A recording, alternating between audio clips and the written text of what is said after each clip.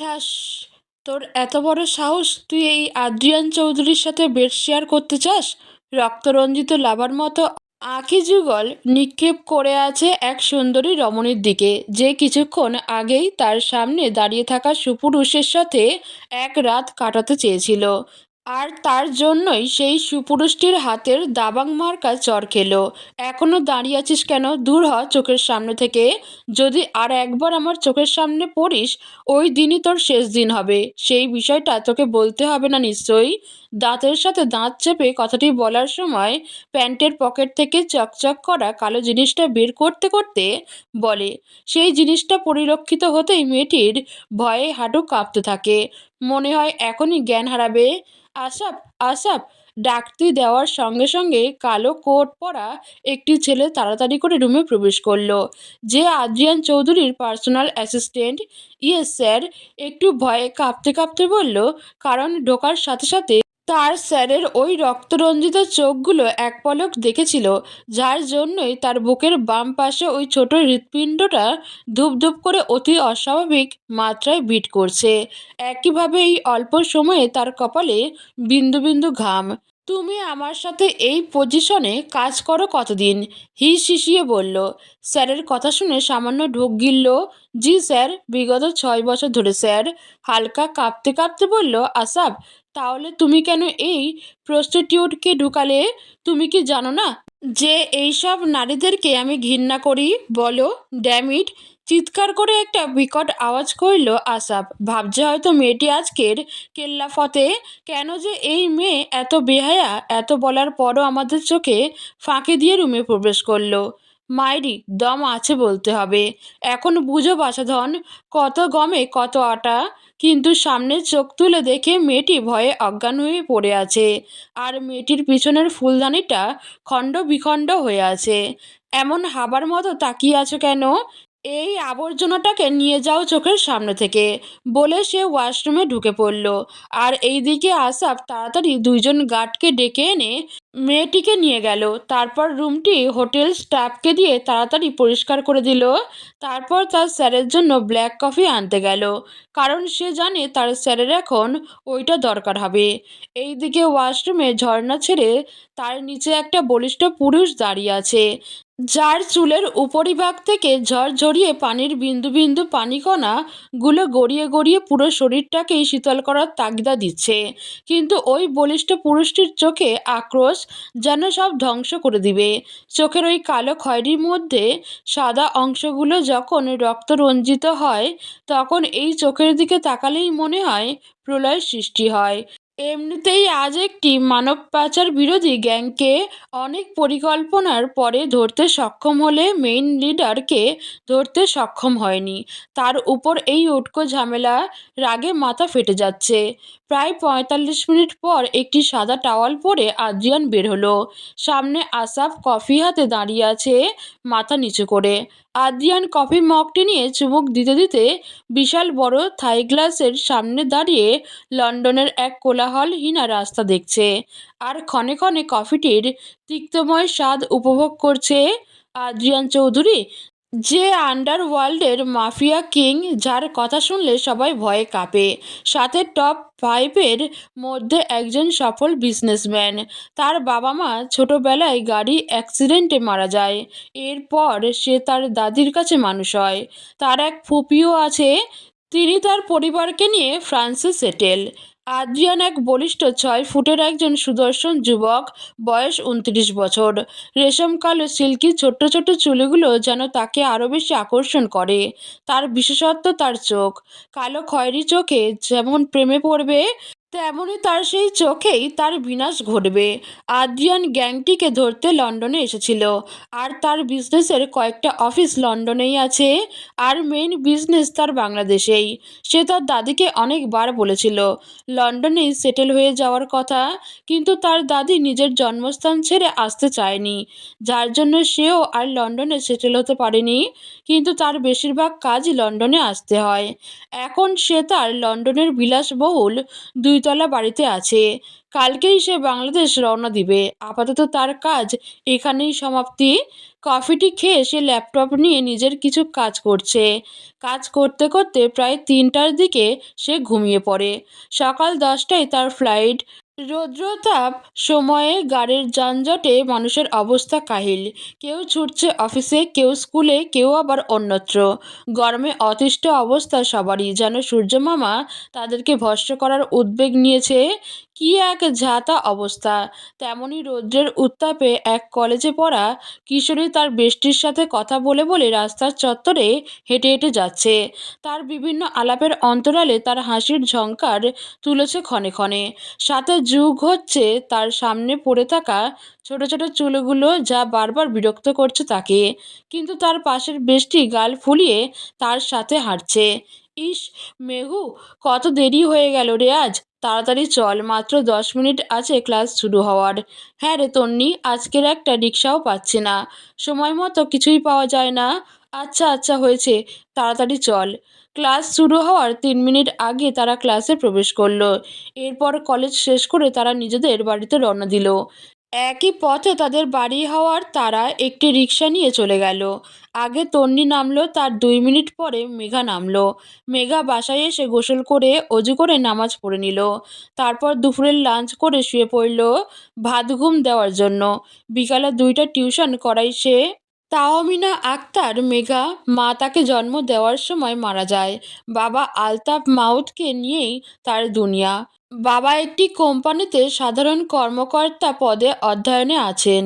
মেঘা দেখতে খুবই মায়াবী, তাদের গায়ের রং হলুদ ফর্সা। 5 ফুট 3 ইঞ্চি, হাঁটু পর্যন্ত তার চুল। হালকা কুকরানো, বেশ ঘন। বাবা প্রতিদিন তার চুলের যত্ন নেয়। চোখগুলো টানা টানা, তার বিশেষত্ব জোড়া ভ্রু। আর হাসলে বাম গালে একটা টোল পড়ে। কিছুদিন পর 18 বছরে পড়বে। ইন্টার 2য় বর্ষের ছাত্রী। বাবার আদরের বিড়াল ছানা, একদম শান্তশিষ্ট নরম স্বভাবের মেয়ে। বিকেল 4টায় ঘুম থেকে উঠে তাড়াতাড়ি ফ্রেশ হয়ে একটা নর্মাল নীল সাদা রঙের 3 পিস পরে। চুলগুলো স্টিকের সাহায্যে মোটামুটিভাবে বেঁধে নিল। তারপর ওড়না মাথায় ভালোভাবে দিয়ে টিউশনের জন্য বের হলো। বাসা থেকে 10 মিনিট সময় লাগে একটাতে যেতে, আর একটাতে। সেই জায়গায় থেকে 10 মিনিট বাসায় আসতে আসতে 7টা বেজে যায়। তার বাবা তাকে নিয়ে আসে। তার বাবার অফিসে ছুটি হয় 6টায়। মেঘা টিউশন থেকে বের হলে বাবাকে ফোন করে জানিয়ে দেয়। তারপর তার বাবা এসে তাকে নিয়ে যায়। আসলে তার বাবা তাকে টিউশন করাতে বারণ করেছে, কিন্তু একা বাবার পক্ষে তো এত কিছু সম্ভব না। তাই বাবাকে সাহায্য করার ক্ষুদ্র প্রয়াস। বাবাকে অনেক বুঝিয়ে সুঝিয়ে টিউশন করাচ্ছে। পরদিন সকালে আদ্রিয়ান আর আসাফ বাংলাদেশে আসার জন্য ফ্লাইটে ওঠে। সাথে আছে তার গার্ডরা। এটা ওদের নিজস্ব পার্সোনাল জেট। কলেজে মেঘা আর তন্নি 3তলা থেকে নামছিল, তখন একটি ছেলে ডেকে ওঠে মেঘা নাম নিয়ে। মেঘা ভয়ে তন্নির হাতটা চেপে ধরে। তন্নিও বিরক্ত হয় ছেলেটার আশাতে। কেমন আছো মেঘা? মেঘা তন্নির হাত চেপে খানিকটা ভয়ে ভয়ে উত্তর দিল, আলহামদুলিল্লাহ ভালো ভাইয়া, আপনি? ভালো আর থাকতে দিলে কই, আমার আশায় বসে থাকি কখন একটু তোমার সাথে কথা বলবো। কিন্তু তোমাকে তো খুঁজেও পাওয়া যায় না। আচ্ছা, তুমি এত ভয় পাও কেন? আমাদের দেরি হয়ে যাচ্ছে ভাইয়া, আসি ভাইয়া। বলেই তন্নির হাত ধরে মেঘা দ্রুত নিচে নেমে গেটের দিকে চলে গেল। তারপর রিক্সা নিয়ে নিজেদের গন্তব্যে চলে গেল। আর রেখে গেল অদম্য এক প্রেমিককে। মেঘাদের কলেজেই ভার্সিটি লেভেলের অনার্স 4র্থ বর্ষে পড়ছে, নাম প্রান্ত। যে মেঘাকে প্রথম দেখেই নিজের সুপ্ত অনুভূতি জাগত করেছিল, যার সাথে একটু কথা বলতে প্রতিদিন ছটপট করে। অনেকদিন পর আবার মেঘার সাথে কথা বলতে পারল। যদিও স্বল্প সময়, তবুও কথা বলার প্রবল তৃষ্ণাটা মেটানোর চেষ্টা। কথায় আছে না, মামার চেয়ে কানা মামা ভালো। রাতে কি করছে আমার মামুনিটা? আলতাফ মেয়ের ঘরে ঢুকতে ঢুকতে বলল, এই তো আব্বু, পড়ছিলাম। আচ্ছা, তেল আর চিরুনিটা নিয়ে আসো মামুনি। মেঘা ড্রেসিং টেবিল থেকে সেগুলো নিয়ে এসে বসলো। তারপর তার আব্বুর সাথে গল্প জুড়ে দিল। সারাদিন কি করলো না করলো। অবশ্য প্রান্তর কথাটা চেপে গেল। অযথা না হয় আব্বু চিন্তা করবে। তার আব্বুও তার মেয়ের কথা শুনতে শুনতে সুন্দর করে মাথা তেল দিয়ে চুলগুলো বেনি করে দিল। একদম মায়ের মতো চুলগুলো হয়েছে। মেহরুরও এমন চুল ছিল। মেয়েটাও মায়ের কার্বন কপি। দেখেছো মেহেরু, আমাদের মেয়েটা কত বড় হয়ে গিয়েছে, একদম তোমার মতো হয়েছে গো। তোমার মতো বড্ড নরম স্বভাবের। ওর জন্য চিন্তা হয়, যদি আমি কখনো না থাকি তাহলে ওর যত্ন কে নিবে। মেয়েটা যে একদম ফুলের মতো। হ্যাঁ রব, তুমি আমার এই ফুলটার জন্য, তাকে আগলে রাখার জন্য কাউকে পাঠিয়ে দিও, যে আমার মেয়েটাকে প্রিন্সেসের মতো আগলে রাখবে। বলেই মায়ের চুলের বেনুনি কথা শেষ করলো। তারপর মেয়েকে বিছানায় শুইয়ে দিয়ে মাথায় হাত বুলিয়ে দিল। কিছুক্ষণের মধ্যেই মেঘা ঘুমিয়ে পড়ল। তারপর কপালে চুমু দিয়ে গায়ে চাদর জড়িয়ে দিয়ে দিল। তারপর আব্বু রুমের দরজাটা টেনে বেরিয়ে নিজের রুমে চলে গেল। 6 দিন হলো আদ্রিয়ান বাংলাদেশে এসেছে। ঢাকায় তাদের ঐতিহ্যবাহী বিলাসবহুল বাড়িটি অবস্থিত, যা চৌধুরী মেনশন হিসেবে আখ্যায়িত। এই বাড়িটিতে তার দাদি থাকে, আর সাথে রয়েছে প্রায় 6 থেকে 7 জনের মতো কাজের লোক, আর নিজেদের সেফটি অনুযায়ী গার্ড দ্বারা আবৃত। ব্যস্ত শহরের মধ্যে 5টা গাড়ি একে একে চলেছে। মজার বিষয় হচ্ছে সব গাড়ি ব্ল্যাক। এর মধ্যে একটি গাড়ি সব থেকে বিলাসবহুল, যার ভেতরে রয়েছে গম্ভীর এক বলিষ্ঠ সুপুরুষ, যে তার বড় বড় আঙুলগুলো খুবই ব্যস্তভাবে চালনা করেছিলেন তার অফিস নিয়ন্ত্রিত ল্যাপটপে। এমনভাবেই কাজ করছিলেন যেন বাইরে কিছুতেই তার যায় আসে না। সাথে মুখটাও অবিরাম চলতেই আছে ইংলিশ কনভারসেশনের মাধ্যমে, যা তার কানের ওই ছোট্ট যন্ত্রের দ্বারা আদান প্রদান করছে। কিছুক্ষণ পর তার ভিডিও মিটিং শেষ হয়, আর সে খেয়াল করে গাড়িটি স্থির হয়ে আছে। বুঝতে পারে সে জ্যামে আটকে রয়েছে। এটার জন্য তার এই শহরটি বড্ড অপছন্দের। মুখ দিয়ে উফ জাতীয় শব্দ বের করলো। তারপর বাতাস আসার জন্য সে গাড়ির জানালাটা খুলে দিল। তারপর ফোন টাইপিং করতে থাকলো। হঠাৎ বাতাসের কলরবের মতো এক মিষ্টি হাসির রেখা শোনা যাচ্ছে, যা হঠাৎ করেই মনের মধ্যে সূক্ষ্ম অনুভূতির জাগরণ করছে। মনে হচ্ছে এই হাসির অধিকারিণী খুব নিখুঁতভাবে তাকে ক্ষতবিক্ষত করার ক্ষমতা রাখে। মনে এক অদ্ভুত আসক্তির সৃষ্টির দোলা জাগিয়ে দিচ্ছে মনে। অনেকক্ষণ আগেই ফোনের মধ্যে হাতের আঙুলগুলির কাজ স্থির হয়ে গিয়েছিল। আস্তে আস্তে ফোনের থেকে দৃষ্টি সরিয়ে তার বাম পাশের যেখানে কলেজ আছে তার বিপরীত পাশে ফুচকা স্টলের পাশেই 2 কিশোরী দাঁড়িয়ে দাঁড়িয়ে মনের আনন্দে ফুচকা খাচ্ছিল। আর সেখান থেকেই আওয়াজটা প্রতিধ্বনিত হচ্ছে বারে বারে। ঘোমটা দেওয়া রমণী তার পাশে দাঁড়িয়ে থাকা রমণীর সাথে কথা বলছে আর হাসছে।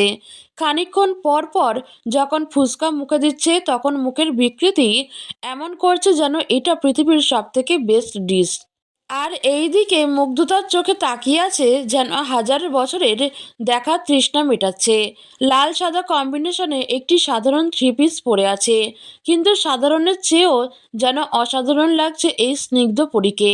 তার হাসির অন্তরালে নিজের ঠোঁটেও স্নিগ্ধ হাসির আমেজ দেখা যাচ্ছে, যেন সব কিছু সেখানেই থেমে গেছে। আসাপ তার স্যারকে অনেকক্ষণ ধরেই লক্ষ্য করছে গাড়ির মিরর থেকেই, কিন্তু যখন দেখলো তার স্যারের হালকা হাসির রেখা, তখন সে যেন চরম আশ্চর্য হয়ে গেল। যেই স্যারকে কখনো তার দাদিকে ছাড়া হাসতে দেখেনি, সে নাকি একা একা হাসছে। কেমন যেন তার তালগোল পাকিয়ে যাচ্ছে। স্যারকে কি কোনো ভূত ধরল নাকি? এমনিতেই দিনকাল ভালো না। তার এক দূর সম্পর্কের ভাইয়ের বউকে নাকি জিনে ভর করেছিল। সে নাকি একা একা হাসে, একা একা কথা বলে, আবার জামাইকেও নাকি লাঠি নিয়ে দৌড়ানি দেয় মারার জন্য। গতকালই তার দূর সম্পর্কের ফুপি কল দিয়ে বলল। প্রথমে বিশ্বাস হয় নাই, এখন তো মনে হচ্ছে সত্যি সত্যিই হয়তো স্যারকেও তাহলে সেই জিনে ধরেছে। না হলে সেই স্যার সবসময় মুখ গম্ভীর করে রাখে আর রাগের মুড নিয়ে থাকে, সেই স্যারের মুখে এমন মুচকি হাসি। হঠাৎ করেই গাড়ি চলতে শুরু করলো, আর আদ্রিয়ান এর ধ্যান ভাঙল। এতক্ষণ সে কি ভাবছিল? অহেতুক জিনিসের প্রতি সে মুগ্ধ হচ্ছিল। না না না, এইসব মায়াজালকে সে টিকতে দিবে না। তার বক্ষ পিঞ্জরে নিজেকে নিজে ধিক্কার জানালো। তারপর সে আরেক পলক সেই রমণীর দিকে তাকিয়ে চোখ ফিরিয়ে কাঁচের জানলা বন্ধ করে দিল। তারপর সে তার অফিসে যাওয়ার উদ্দেশ্যে যেতে থাকলো। সাথে গার্ডদের গাড়িও একই গতিতে চলমান ছিল। এতক্ষণ দাঁড়িয়ে দাঁড়িয়ে মেঘা আর তন্নি ফুচকা খাওয়ার কম্পিটিশন করছিল। দুজনেই ফুচকার জন্য জান পরাণ। দুইজনেরই ঝাল ফুচকা মানেই আকাশ সম ভালোবাসা। অবশ্য আমরা মেয়েরা ফুচকা চোখের সামনে পড়লেই হলো, দিক বেদিক ভুলে আমাদের প্রেমিক ফুচকার মধ্যে প্রেম নিবেদন করতে পিছুপা হয় না। আর এমনভাবেই নিবেদন করি যে ফুচকা মহাশয় তার বিপরীত ভালোবাসাটা আমাদের মুখে তৃপ্তিময় স্বাদটা ঢেলে দেয়। প্রায় তারা 6 প্লেট ফুচকা সাবার করে ফেলেছে। অনেক ঝাল থাকায় দুইজনেরই হাল বেহাল দশা। অবশ্য মেঘাই কম্পিটিশনে জিতেছে, তাই ফুচকার বিল দেওয়ার টার্গেট তন্নির হলো, কারণ সে জিতবে, সেই বিল পরিশোধ করবে এমনই শর্ত ছিল। এরপর তারা আইসক্রিম কিনে খাওয়া শুরু করলো। আচ্ছা মেঘু, তুই প্রান্ত ভাইয়ার সাথে কথা বলিস না কেন?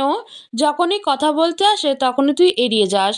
নয়তো প্রান্ত ভাইয়া যখন ভালো মন্দ জিজ্ঞেস করে তখন তুই শুধু সেইটুকু উত্তর দিয়ে তাড়াতাড়ি চলে আসিস। আর আরেকটা জিনিস খেয়াল করেছি আমি, যখনই ওনাকে দেখিস তখনই আমার হাতটা শক্ত করে ধরিস, যেন উনি তোকে খেয়ে ফেলবে। আর এইদিকে তোর রাক্ষসী নখ আমার 12টা বাজায়। প্রান্তর কথা উঠতেই মেঘা মিইয়ে যায়, কারণ সে ছেলেদের সাথে তেমন একটা মিশতে পারে না। তার উপর ছেলেটি বারবার এসে তার সাথে কথা বলতে চায়, যার জন্য মেঘা খুবই অস্বস্তি বোধ করে, আবার ভয়ও পায়, কারণ ছেলেটি রাজনীতি করে। এইসব রাজনীতি মাফিয়া হট্টগোল করা ছেলেদের মেঘা প্রচণ্ড ভয় পায়, যাকে বলে হাড় জাপানি ভয়। তাই প্রান্ত আসলেও তার খুবই ভয় করে। "কী রে, কোথায় হারিয়ে গেলি?" হালকা ধাক্কা দিয়ে তন্নি মেঘাকে জিজ্ঞেস করলো। আব না, আসলে তুই তো জানিস আমি ছেলেদের সাথে তেমন একটা কথা বলি না, আর উনি তো রাজনীতি করে। এসব মানুষদের আমার খুব ভয় করে, আর আমার ওদেরকে দেখতেও ইচ্ছা করে না, তাই তো এড়িয়ে যাই। ওহ, আমিও না বোকার মতো প্রশ্ন করছি। আমার মেঘুরানী যে এসব ভয় পায় আমি তো ভুলেই গেছি। আসলে মাথাটাই গেছে। এমনিতেই সায়নের সাথে ঝগড়া হয়ে আমার মাথার মেমোরিটা একদম গেছে। সরি বুনু। তনু ভাইয়া আবার তোর সাথে ঝগড়া করেছে? আচ্ছা, এত ঝগড়া হলেও তো ভাইয়াকে কখনো দেখিনি তোর রাগ ভাঙাতে। উল্টে তুই ওর রাগ ভাঙাস। এমন প্রেম করার কি দরকার বলতো? আমি হলে তো এমন প্রেম করতাম না। আরে না না, আমি ঝগড়া করছি রে। আমি জানি তনু, তুই এখন মিথ্যা বলছিস। তোর চোখ দেখেই বুঝতে পারি আমি। হাত ধরে বলল মেঘা তনুকে। তনু হঠাৎ করেই মেঘাকে জড়িয়ে ধরে বলল, না রে মেঘু, আসলে মাঝে মাঝে ওর যে কি হয় আমি নিজেও জানি না। নিজেকে তার কাছ থেকে কখনো কখনো ভিত্তিহীন মনে হয়, আবার কখনো উদারময়। কি করব বল, বড্ড ভালোবাসি যে তাকে। বলেই ফুপিয়ে কাঁদতে লাগলো তন্নি, আর মেঘাও তাকে পিঠ ছুঁয়ে সান্ত্বনা দিতে লাগলো। আচ্ছা, হয়েছে হয়েছে, এইবার দেখি আমার লক্ষ্মী তনুটা তো খুবই স্ট্রং, তাই না? আমি না হয় দুর্বল প্রজাতির মেয়ে, কিন্তু তুই তো আমার ভালোবাসার কেন্দ্রবিন্দু। আমাকে বিভিন্ন কাজে সাহস যোগাস। আজ সেই স্ট্রং মেয়েটার চোখে এমন অহেতুক পানি আসার তো কোনো মানে হয় না, তাই না? উপরওয়ালার কাছে ছেড়ে দে না, যা হচ্ছে হতে থাক, তুই এটা নিয়ে এত ভাবিস না। তোর নিয়ে একটু শান্ত হলো। তারপর দুইজনই রিকশায় উঠে নিজেদের গন্তব্যে যাওয়ার জন্য রওনা হলো। গগনের ওই রক্তিম আভাস সূর্য তার আলোড়নের প্রভাব ধীরে ধীরে স্বল্প মাত্রায় করতে ব্যস্ত হয়ে পড়েছে, যেন তার অভ্যাসের কাজ শেষ হতে চলল। সন্ধ্যা 6:30। শরতের ছোঁয়া চারিদিকে বহমান হচ্ছে, তার প্রকৃতির আলো ছড়িয়ে। সময়টা গোধূলি লগ্ন। প্রত্যেক দিনের মতো আজও মেঘা টিউশন শেষ করে সেই বাসা থেকে বের হলো। সামনেই দুটা বড় গলি। প্রথম গলিটা সামান্য জনবসতি হলেও পরের গলিতে এই সময়টা একদমই নীরব থাকে। আজকে তাড়াতাড়ি টিউশন শেষ হয়েছে, আর তাই আব্বুকে আর ফোন দিয়ে বিরক্ত করিনি। হয়তো এখন বাসায় আসছে, এই ক্লান্ত শরীরটাকে আর ক্লান্ত করতে চাইছে না, তাই আজ একা যাওয়ার সিদ্ধান্ত নিল। এমনিতেই মাঝে মাঝেই একা একা আসা যাওয়া করা হয়, আর এতে তার আব্বু রেগে যায়, যার জন্য আব্বুর বকাও শুনতে হয়। আব্বু তেমন একটা বকে না, কিন্তু অবাধ্য হলে মাঝে মাঝে বকা শুনতে হয়। আজকেও বকা শুনবে, এতে অবশ্যই তার সমস্যা নেই। মাঝে মাঝে বকা না শুনলে জীবনটা বিরক্ত লাগে, তাই আদরের সাথে সাথে বকা খাওয়াটাও স্বাস্থ্যের জন্য উপকারী। এই সব ভাবছে আর হাঁটছে। কখন যে দ্বিতীয় গলিতে আসলো খবরই নেই। এই জায়গাটা একদম নীরব, যার জন্য একটু একটু ভয় করছে। তবুও হালকা সাহস নিয়ে এগিয়ে যেতে লাগলো। আর কয়েক মিনিট গেলেই বড় রাস্তা পাবে। তারপর একটু গেলেই তাদের বাসা। হঠাৎ করেই একটা বিকট আওয়াজ হলো। চলন্ত পা সেই শব্দের সঙ্গে সঙ্গে থেমে গেল। চোখ খিচে বন্ধ করে জামার অংশবিশেষ জোরালো করে চেপে ধরলো। হৃৎপিণ্ড অস্বাভাবিক মাত্রায় বিট করতে লাগলো। কিছুক্ষণ পর আবার একই আওয়াজ করলো। সাথে কারো ধমকানোর আওয়াজ, মনে হচ্ছে কেউ অনেক রেগে আছে। আমাদের মানুষের মাঝে অনেক সময় ক্ষেত্রবিশেষ একটা কৌতূহল থেকেই যায়। যেমন কোনো কিছু, কোনো ইচ্ছে বা কে কী করতে চাইছে তা দেখার আগ্রহ সবারই কম বেশি থাকে। তখন সেই ব্যক্তির অবস্থান কোন জায়গায় আছে তার বিন্দুমাত্র খেয়াল থাকে না। তেমনি মেঘার মনেও সেই কৌতূহল জন্মিয়েছে। যার রেস ধরে সে সামনের পুরাতন গ্যারেজে দেখার জন্য এগিয়ে যাচ্ছে। মনে প্রচণ্ড ভয় পেলেও তার কৌতূহল মন সেই ভয়কে গ্রাহ্য করেনি। কিন্তু যখন নির্দিষ্ট জায়গায় গেল তখনই তার শরীর কাঁপুনি দিয়ে উঠল। নিঃশ্বাসটাও কেমন ভারী ভারী ঠেকল তার নিকট। মনে হচ্ছে এখনই বেরিয়ে পড়বে। নিজের কৌতূহল, মন যে এতটা নিজের অস্তিত্ব বিনাশ করতে উদগ্রীব হয়ে আছে তা এখন হাড়ে হাড়ে টের পাচ্ছে। সামনে একজন কালো কোট পরিহিত লম্বা চওড়া এক লোক দাঁড়িয়ে আছে। আর তার সাথে প্রায় 10-12 জন লোকও ছড়িয়ে ছিটিয়ে আছে কোট পরিহিত লোকটিকে ঘিরে। লোকগুলো মাথা নিচু করে আছে। আর কালো কোট পরিহিত লোকটি সামনেই হাঁটু গেড়ে বসে থাকা লোকগুলোকে নির্মমভাবে গুলি করে মারছে। অলরেডি 2জন লোক শেষ নিঃশ্বাস ত্যাগ করেছে। বাকি একজনের হাঁটুতে গুলি করেছে। এখন সে লোকের মাথায় গুলি ধরে রেখেছে। ওই জায়গা পুরোটাই রক্তের মাখামাখি অবস্থা। এমন ভয়ানক অবস্থা দেখে মেঘার গা গুলিয়ে যাচ্ছে। যখনই লোকটি গুলি করে সঙ্গে সঙ্গে মেঘা চিৎকার করে ওঠে আর সেই জায়গায় জ্ঞান হারায়। আর এইদিকে হঠাৎ সেই চেনা সংমিশ্রিত মেয়েলি কণ্ঠের চিৎকার শুনে তৎক্ষণাৎ পিছন ফিরল লোকটি। আর চিৎকার করার সঙ্গে সঙ্গে তার গার্ডরা নিজেদের রিভলভার নিক্ষেপ করে প্রোটেকশনের জন্য, কিন্তু লোকটি তারা হাতের ইশারা দিয়ে থামতে বলে। এরপর সে ধীর গতিতে সামনে এগিয়ে যায়। আর তারপর সেই চেনা সংমিশ্রিত মেয়েটির পাশে হাঁটু গেড়ে বসে। ঘামে জর্জরিত এক নিষ্পাপ রমণী শুয়ে আছে কঙ্কর মিশ্রিত রাস্তায়। তার মুখের ছোট ছোট চুলগুলো মুখটিকে হালকা আবৃত করে আছে। লোকটি তার হাতের আঙুলের সাহায্যে স্নিগ্ধ রমণীর চুলগুলোকে কানের পিছে খুব যত্ন সহকারে গুজে দিল, যেন একটু অযত্নভাবে ছোঁয়া লাগলেই ব্যথা পাবে। হঠাৎ করেই সেই রমণীর পুরো মুখশ্রী নজরে আসলো। আর এতেই যেন সামনের বলিষ্ঠ পুরুষটির হৃৎস্পন্দন অস্বাভাবিক মাত্রায় কম্পন হতে থাকলো। মুগ্ধ হয়ে দেখতে থাকলো তার স্নিগ্ধ পরীকে, যার জন্য প্রায় এতদিন অঘুমন্তেই ছিল, যাকে ভোলার জন্য দিন রাত নিজেকে কাজে ব্যস্ত রেখেছে, এমনকি রাত জেগেও কাজ করেছে।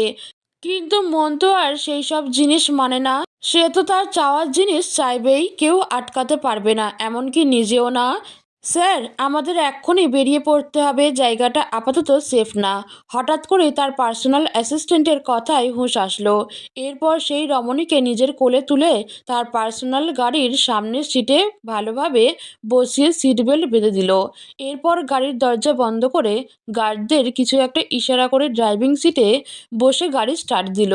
খুব যত্ন সহকারে গাড়িটি চালাচ্ছেন, যাতে স্নিগ্ধপুরীর কোনো সমস্যা না হয়। দক্ষিণা হাওয়ার আদলে থাই গ্লাস বিশিষ্ট বড় বারান্দার পর্দাগুলো নিমিষেই উড়ে বেড়াচ্ছে। আর সেই বাতাসের বৌদলতের ছোঁয়া আছড়ে পড়ছে গোল বেডে শয্যায়িত রমণীর মুখমণ্ডলে। এর বেশ কিছুক্ষণ পর ধীরে ধীরে সেই রমণীর নেত্রপল্লব খুলল। প্রথমবার কিছুই বোধগম্য হলো না, তাই নীরবেই কিছুটা সময় অতিবাহিত হলো। এরপর আস্তে আস্তে চারিদিকে তাকালো আর তার টানা টানা নেত্রপল্লবগুলো পর্যবেক্ষণ করতে লাগলো। প্রথমেই আকর্ষণ করল বিশাল বড় থাই গ্লাস দ্বারা আবৃত বারান্দা, যা মিনি ছাদ সিস্টেম করা হয়তো। এরপর আশেপাশে চোখ বুলিয়ে দেখতে পেল খুব সুন্দর একটা ড্রেসিং টেবিল, সোফা, পাশে কাঁচ বিশিষ্ট খুব সুন্দর একটা টেবিল, আরও অনেক দামি দামি আসবাবপত্র দেখতে পেল। যে এই ঘরের মালিক সে হয়তো খুবই বিলাসিতা সম্পন্ন আর রুচিবোধও উচ্চ পর্যায়ের। হঠাৎ করেই মগজের নিউরনে আবিষ্কার হলো, আমি এখানে কি করছি? স্বপ্ন দেখছি কি? কিন্তু স্বপ্ন এমন বাস্তব কিভাবে হবে? এরপর আস্তে আস্তে তার হঠাৎ করেই ওই ভয়ানক দৃশ্য মনে পড়তে লাগলো। আর সাথে সাথেই সে বড় বড় নিঃশ্বাস নিতে লাগলো। এসি থাকা সত্ত্বেও ঘামতে থাকলো, হাত পা মৃদু কাঁপছে। হঠাৎ করেই দরজার নড় ঘুরিয়ে কেউ প্রবেশ করলো দ্রুত। মেঘা আবছা আলোয় তাকে দেখে নিজেকে গুটিয়ে নিল, কিন্তু তার ভয় আরো বেড়ে গেল। মুখ দিয়ে হাঁ করে নিঃশ্বাস নেওয়ার চেষ্টা করলো। সেই লোকটি তাড়াতাড়ি এসে মেঘার দুই বাহুতে ধরতে নিলে সে নিজেকে আরো গুটিয়ে নেয়, কিন্তু পাশের মানুষটি হয়তো পণ করেছে তাকে নিজের কাছে আবদ্ধ করার জন্য, তাই জোর করে বাহুতে ধরে শক্ত করে জড়িয়ে ধরে। তার বুকে মাথাটা শক্ত করে চেপে ধরে মাথায় অনবরত হাত বুলাতে থাকলো। রিল্যাক্স স্নিগ্ধপরি, শান্ত হও, কিচ্ছু হয়নি। ভয় পেয়েছো, এই তো দেখো কিচ্ছু হয়নি। আস্তে আস্তে ব্রেথ নাও, রিল্যাক্স, রিল্যাক্স। এই বলে হাত বোলাতে থাকলো মাথায়। এরপর আস্তে আস্তে শান্ত হতে থাকলো মেঘা। হ্যাঁ, এতক্ষণ সে স্নিগ্ধ পরি বলে ডেকেছে, যে আর কেউ নয়, সে হচ্ছে মাফিয়া কিং আদ্রিয়ান চৌধুরী। এরপর বেডের পাশের টেবিল থেকে গ্লাসের ঢাকনা দেওয়া জুসটা হাতে নিয়ে মেঘার মুখের সামনে ধরে রেখে খাওয়াতে লাগলো। আর মেঘারও মনে হয় এটারই প্রয়োজন ছিল। তাড়াতাড়ি আদ্রিয়ানের হাত থেকে সেটা ঢকঢক করে পুরো গ্লাসটা খালি করে ফেললো। এরপর নিজেকে স্বাভাবিক করলেও ভয়টা তো এখনো কমেনি। আর চোখে আদ্রিয়ানকে দেখছে আর হাত কচলাচ্ছে। আদ্রিয়ান গ্লাসটা ছোট্ট টেবিলে রেখে মেঘাকে ছেড়ে একটু দূরে গিয়ে বসলো, যাতে তার স্নিগ্ধ পরীর মনে কোনো খারাপ মনোভাব তৈরি না হয়। লোকটিকে একটু দূরে দেখে স্বস্তি মিলল, তবুও তার অবস্থানের কথা সে বুঝতে পারছে না, তাই শত সংকোচের ভেতর থেকেও মেঘা বলল, আমি এখানে কেন? না, মানে আমি তো। আর বলতে পারল না। হঠাৎ করেই ওই কোট পরিহিত লোকটার কথা মনে পড়ল, আর লোকটির দিকে তাকালো। সেই লোকের চেহারা দেখেনি, কিন্তু ওই লোকটার সাথে অনেকটাই মিলছে। তাহলে কি সেই ভয়ানক লোকটা আর এই লোকটা একই? তুমি ওই জায়গায় কি করছিলে? এমন নিরিবিলি স্থানে একা একা যাওয়াটা কতটা রিস্কি সেটা কি জানো না? দেখতে তো পিচ্চি বাচ্চা মনে হচ্ছে। বলো, কি করছিল ওইখানে? গম্ভীর কণ্ঠে আদ্রিয়ান জিজ্ঞেস করলো। আসলে তার তখন বাজে চিন্তাভাবনা আসছিল। যদি তার জায়গায় অন্য কেউ থাকতো তাহলে কি হতো? এসব ভেবে ভেবে তার রাগের মাথা ফেটে যাচ্ছে। কি হলো, চুপ করে আছো কেন? বলো। আসলে আমি টিউশন করিয়ে ওই দিক দিয়ে বাসায় যাচ্ছিলাম। কিন্তু কিন্তু কি? তুমি কি কচি খুকি? আর কখনো যাতে তোমাকে একা একা চলাফেরা করতে না দেখি। অবশ্য এরপর থেকে তুমি সেই সুযোগই পাবে না। এখন থেকেই তুমি আমার নজরবন্দিতেই থাকবে। বলেই একটা রহস্যময় হাসি দিল। আর এইদিকে আদ্রিয়ানের লাস্টের কথা শুনে তার দিকে দৃষ্টিপাত করলো। এর মানেটা কি বোঝাতে চাইলো তা তার বোধগম্য হলো না। উনার নজরবন্দি মানে? আচ্ছা, অনেক রাত হয়ে গিয়েছে, ডিনার করে নাও। অনেক রাত হয়েছে শুনে হঠাৎ দেয়ালে ঘড়ির দিকে নজর দিল। রাতে 11:50 বাজে। সে এতক্ষণ বাসার বাইরে। আব্বু তো চিন্তা করছে, আর মোবাইলটাও হয়তো রাস্তায় ফেলে আসছে। আব্বু নিশ্চয়ই চিন্তা করতে করতে প্রেশার বাড়িয়ে ফেলেছে। আদ্রিয়ান হয়তো তার স্নিগ্ধ পরীর সমস্যাটা বুঝতে পেরেছে, তাই বলল, এত চিন্তা করতে হবে না। আমি তোমার আব্বুকে তোমার ফোন থেকে মেসেজ পাঠিয়ে দিয়েছি যে তুমি তোমার বেস্ট ফ্রেন্ড তন্নির বার্থডেতে গিয়েছো, আর আজকে তোমাকে ওইখানে থাকতে হবে বলে তন্নি বেশি জোর করছিল, তাই আজকের রাতটা থেকে যাবে। মেঘা হাঁ করে আদ্রিয়ানের দিকে তাকিয়ে আছে। মানে তার সব মাথার উপর দিয়ে যাচ্ছে। লোকটা এত কিছু জানে কিভাবে? হয়েছে, তোমার ওই ছোট মাথায় এত কিছু ঢুকবে না, খেয়ে নাও। গম্ভীর করে বলল, আমার খিদে নেই, আমি বাসায় যাব। প্লিজ আমাকে বাসায় দিয়ে আসুন। এখন আর যাওয়া যাবে না, তাড়াতাড়ি খেয়ে ঘুমিয়ে পড়ো। যত দেরি করবে তত দেরি হবে তোমার বাসায় যেতে দিতে। এখন ডিসিশন তোমার। সকালেই আমি দিয়ে আসবো তোমাকে। আমার পারমিশন ছাড়া কেউ আমার নাগালের বাইরে যেতে পারে না। আর তুমি হচ্ছে পার্সোনাল অ্যাসেট। তাই যা বলছি লক্ষ্মী মেয়ের মতো করো। এরপর আর সাহস হয়নি কিছু বলার। যাও, ওই যে ওয়াশরুম দেখছো ওইখান থেকে ফ্রেশ হয়ে আসো, আর এগুলো সব ফিনিশ করবে। গো ফাস্ট। মেঘা তাড়াতাড়ি আদ্রিয়ানের কথা মতো তাই করলো। লোকটাকে অতিরিক্ত ভয় পাচ্ছে, তাই তো তার গভীর কথার অর্থগুলো ধরতেও পারল না। খেয়েই মাত্র লক্ষ্মী মেয়ের মতো শুয়ে পড়ল, কিন্তু তার খুব অস্বস্তি হচ্ছে আদ্রিয়ানকে দেখে। লোকটা এখনো দাঁড়িয়ে আছে। খারাপ হলে তো এতক্ষণে ক্ষতি করে দিত। যেহেতু করেনি তাহলে খারাপের অন্তরে একটু মনুষ্যত্ব আছে হয়তো, আবার না, এসব ভাবতে ভাবতেই ঘুমিয়ে পড়ে। কারণ পানির সাথে ঘুমের মেডিসিন ছিল। ডক্টর সাজেশনে যেহেতু অনেক ভয় পেয়েছে, সেহেতু পর্যাপ্ত ঘুমের দরকার, তাহলেই ভয়টা কাটবে।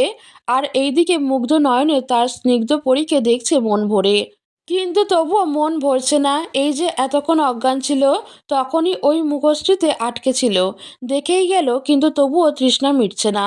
মনে হচ্ছে সারা জীবন চোখের সামনে বসিয়ে রাখি আমার এই মায়াবতীকে। এসব ভাবতে ভাবতে মাথায় হাত বুলিয়ে দিয়ে কপালে ভালোবাসার পরশ দিল।